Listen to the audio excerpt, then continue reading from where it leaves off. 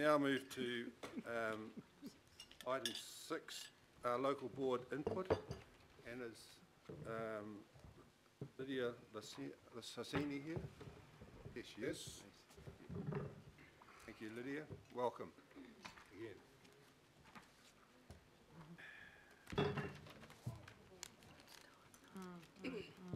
Good morning, councillors, and thank you for your time this morning. Councillors, I really just want to highlight a couple of points on my presentation and happy to take questions. Topic of boarding houses in Māngere Otahu has been on our radar for quite some time.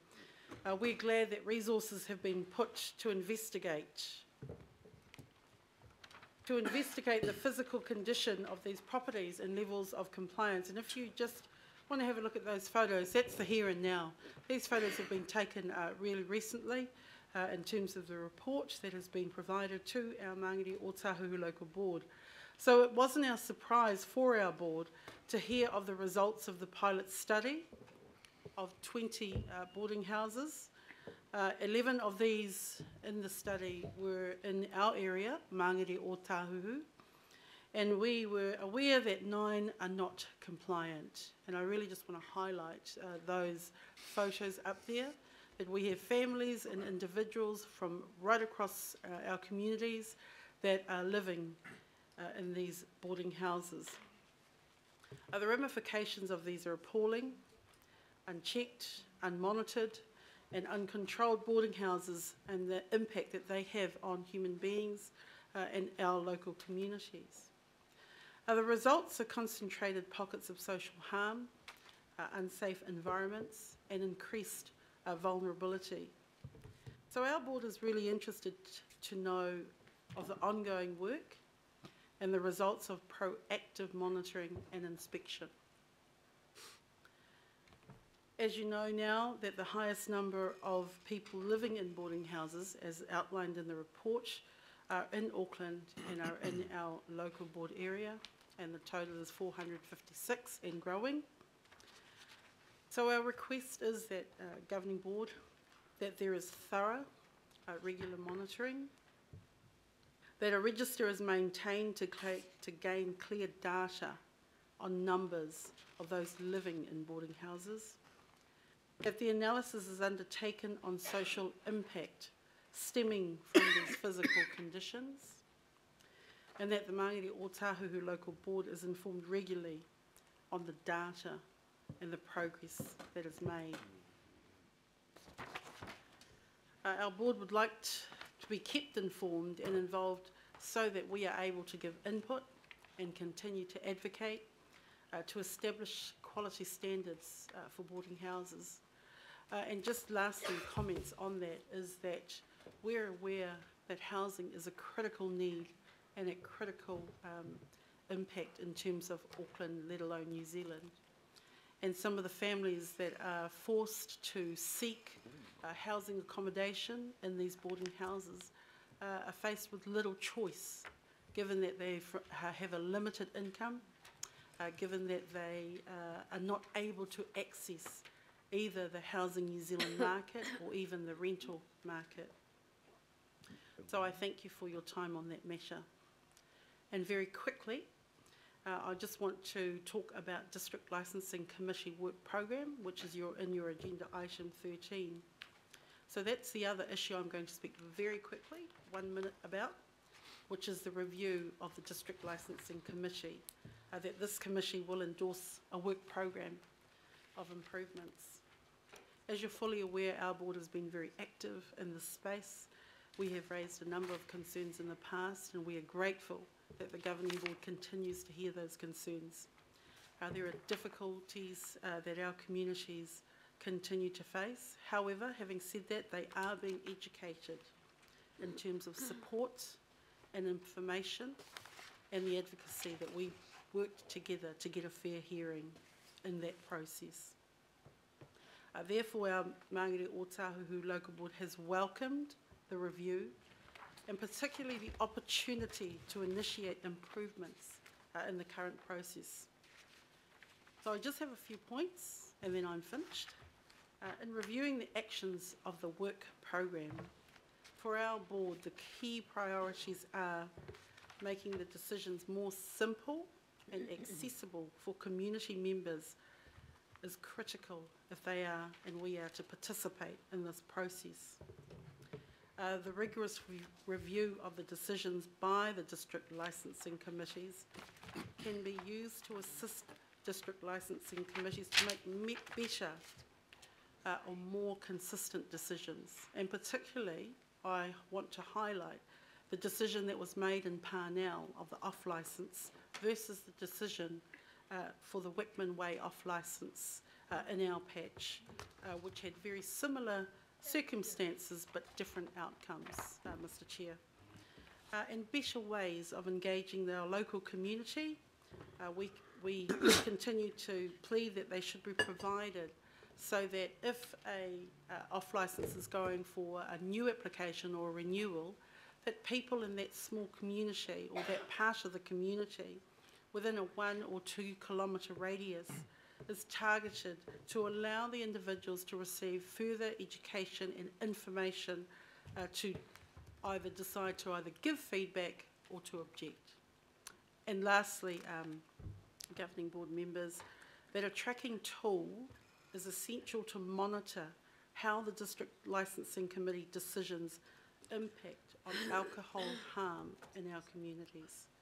This is critical for initiatives such as the Southern Initiative and the Southern Local Boards, or the local boards that are continuing to work with the communities in terms of alcohol harm. Thank you for your time and happy to take questions. Thank you. Any questions? Councillor Quack and Councillor Cashmore, Councillor Philipina. Yeah, thank you for your input.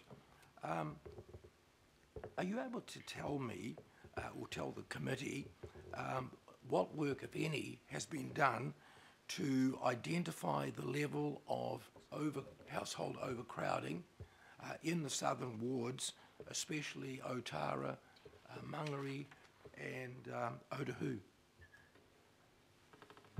Thank you for your question, Councillor. I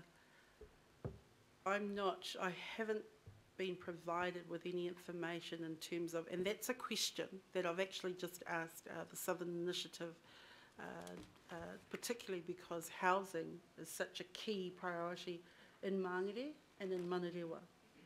So I'm sorry I don't have any information, Councillor Quacks, and not able to provide you with an insight in terms of your question. Mr. Chairman, I wonder if it's a body of work that perhaps one of the committees of the whole could do to identify exactly how big that problem is, because anecdotally I've been told that household overcrowding is a huge problem, with the average household occupancy in some of the southern wards double or triple what it is in the Auckland region overall. If I could... Sorry, Chair. If I could just say, though, overcrowding is a huge problem. And actually, Councillor Quacks, we get information from the education, from the schools, who tell us of the children that are living in these very extreme housing arrangements because money is so tight. And so I'm talking about garages, I'm talking about caravans, I'm talking about anywhere that a family can get a safe and warm home, and a lot of them are not insulated. Thank you. Ms Markey, did you want to follow up on that at all? Yes, just to say that we in the community social policy area have been looking at how we could get that type of data, and particularly on add-on homes as well, that are quite and flowing out of the central government, the Auckland meeting recently, we do have Anne Tolley is going to have a meeting with us in the next few weeks, so we're now starting to firm that up. Thank you. Councillor Cashmore. Yes, thank you, Mr Chair. Thanks, Lady. To do with the DLCs, and I'm interested about your monitoring tool. Are you looking at that for consistency of decision making or for looking at the outcomes from those decisions? Thank you, Councillor Cashmore. Actually, both. It's important that when the district licensing committees make decisions, particularly for communities that continue to advocate on alcohol harm, that those decisions are consistent in terms of council policy with the local alcohol plan coming out very soon. It's a question of where's the balance, where are the standards, and so in terms of the District Licensing Committee, we've welcomed that review, and so it's to achieve both of those outcomes in terms of a community that has to face a number of challenges. Thank you. Councillor Filipino? Thank you, Chair. The question is to staff through you. Around the boarding homes, where would that piece of work be coming back to, and is it continuing after the initial report that's come through to staff? Is there going to be any further investigation based on the input of the Chair? So if I can, I'll refer that to Grant Barnes. Thanks, Grant. Grant, maybe it's useful to come up to microphone. Yeah. And if they accept it, you want to bring the item forward. Councillor Filipina, the Regulatory and Bylaws Committee resolved in its July meeting to instruct staff to develop an operational plan. That work is underway now, and it'll capture many of the points that have just been raised. It'll be reported back to the Regs and Bylaw Committee in the coming months. Cool, thank you. Thank you. No other questions? Oh. It's Councillor. Mr. Chairman, I just can't let this moment go by without acknowledging the advocacy that Lydia, on behalf of her board, have, and the celebration that will be this weekend with the opening of the Otahuhu pool. So I'd just like to acknowledge her for that. Thank you, Okay, Councillor. thank you. And we all wish you well for the celebrations on the weekend, Lydia. And thank you for coming in again and advocating on behalf of your community. Thank you, really. Thank you, Chair. Thank you, Councillor Board. Pulse, did you? Sorry, Mr. Chair, I didn't wave loudly enough. Just a question to our staff. The whole issue of boarding houses, homelessness, you know, rough sleepers, couch surfing, all of these that are building up the picture of housing need. I am just keen that we have the boarding house issue as a subset of this, and I acknowledge your work and advocacy in this area. I guess I'm just asking, as I'm working with the housing portfolio on the bigger issue of housing provision and working with community housing providers, that we do link back up. So we've got the immediate work, the work that's done by our monitoring side of things, but we need to feed that up into the partnership with community housing providers and getting alternatives to some of these hideous boarding houses. So I guess it's just a question through you to staff to say, can we please retain the joined up nature of the discussion? Absolutely committed to retaining the joined up nature. That would be much appreciated. Thank you. Thank you. Councillor, And yes. thank you, Lydia. I'll move that we thank Lydia for attending here this morning, seconded by Councillor Fletcher. I'll put that motion. Those in favour? Aye. Against? Declare that carried. Thank you.